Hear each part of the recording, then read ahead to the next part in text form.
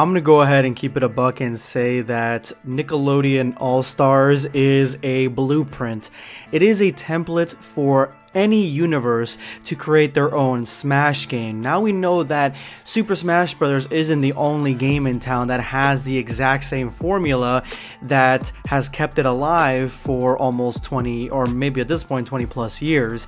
No, you can do this with anything, and the reason that I'm saying this is because Nickelodeon isn't the only one with a really huge gallery, a universe that you can make video games with that are in this style. Cartoon Network, you could do the exact same thing with. You can do this exact same thing with the anime verse. Hell, if Jump Force wanted to have this sort of template, it could have done this with all its different anime characters. It's just that addicting. It's that good of a template, and that is what my senses is of Nickelodeon All-Stars. If you have not played this game, I would urge you to, if you really enjoy the Nickelodeon characters, if you are really nostalgic like I am, if you were born in the 90s like I was, because a lot of the characters are from the 90s, and if you don't know or haven't watched those cartoons, you won't really know who they are. Like Real Monsters, I don't even know anywhere you can actually watch that right now and be up to date with its lore. You really can't.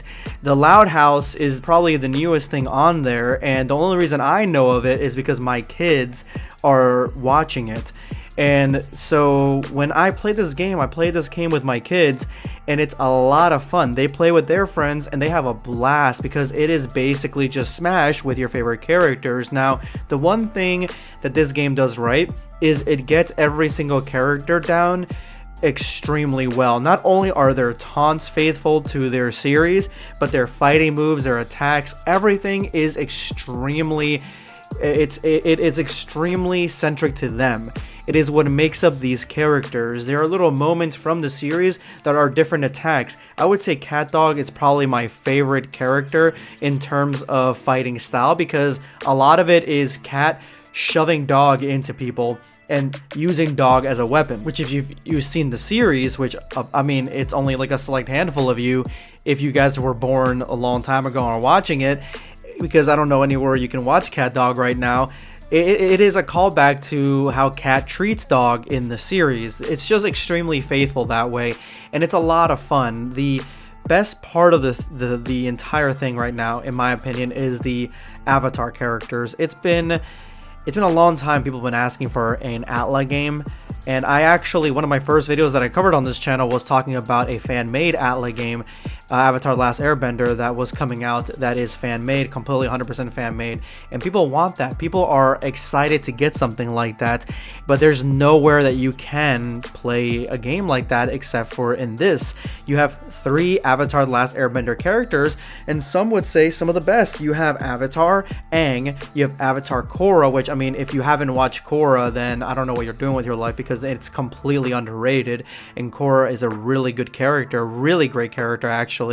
And then you have Toph, who is the strongest out of the 3 in this game. Toph is a powerhouse. They play different. Toph is just a ranged and a close range and a long range of a fighter. Then you have Korra, who is all about power, and then you have Aang, who's extremely fast and quick, and I'm pretty sure his double jump is like the highest in the game. You like go flying. It's really faithful, honestly. It's a lot of fun. The thing that I would have to complain about is the online you have to pay for, which I felt like I was paying for online, but I guess not, because I play Fortnite. That's the only thing online I play right now, so I guess I have to pay extra to get the online for other things, which if this is only this for this game, then there's no point really. And then you have that's kind of a nitpick for me. The story mode itself is non-existent. There's nothing there. So I feel like if they really just kind of threw it at the wall, they probably made the cheapest game possible. They knew people were going to come because of the premise alone, and it sold. It definitely did bars. But at the same time, I think that if it had a story mode that all the characters interacted with, that would be awesome.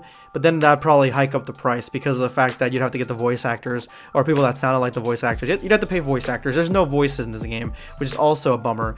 You can't talk. There's no talking with the characters. They don't say any lines. They don't talk at all. It's not the same as Smash in that way.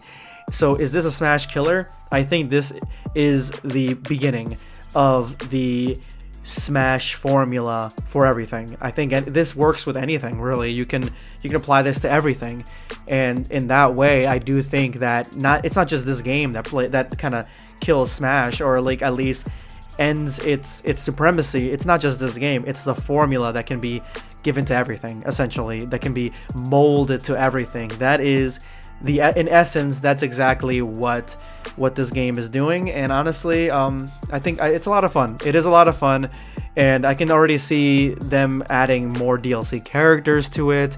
They're missing a lot of them. They don't have Rugrats characters in there besides Reptar, but they have an entire arena based on one Rugrats episode. I don't know, for those of you guys who are Rugrats fans, I loved Rugrats when I was growing up.